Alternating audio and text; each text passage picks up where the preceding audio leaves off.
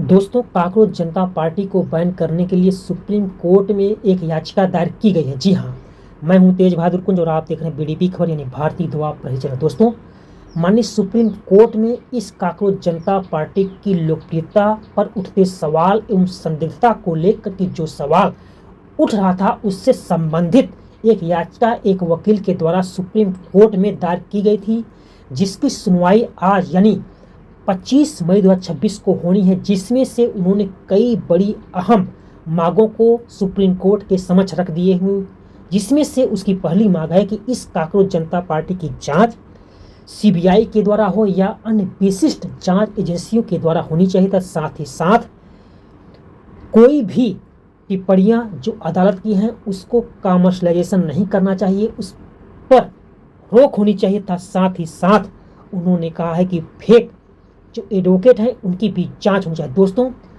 इस कॉकरोच जनता पार्टी का जो मालिक है उन्होंने अभी नीट का जो पेपर लीक हुआ था उससे संबंधित उन्होंने ये घोषणा जारी कर दी थी कि अगर धर्मेंद्र प्रधान जो शिक्षा मंत्री हैं देश के, अगर वह इसकी जिम्मेदारी लेकर के इस्तीफा नहीं देते हैं तो उनके घर का घेराव होगा जहां पर रहते हैं। साथ ही साथ इस कॉकरोच जनता पार्टी का निर्माण तब हुआ जब 15 मई को माननीय सुप्रीम कोर्ट में मुख्य न्यायाधीश सूर्यकांत जज महोदय फर्जी डिग्रियों को लेकर के कुछ बातें कर रहे थे, तो उसमें से उन्होंने बेरोजगारों को कॉकरोच एवं परजीवी कह दिया था। तो इसी को आधार बना करके यह व्यक्ति अभिजीत अमेरिका में कॉकरोच जनता पार्टी का निर्माण कर दिया और इस पार्टी की लोकप्रियता यानी 16 मई से लेकर के अब तक में 2 करोड़ यानी 22 मिलियन लोग जुड़ गए हैं। साथ ही साथ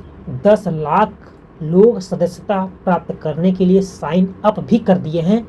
इसको लेकर के आज माहौल देश में बहुत गर्म है, क्योंकि बेरोजगार बहुत लोग हैं और इसकी संख्या तादाद बढ़ती जा रही है।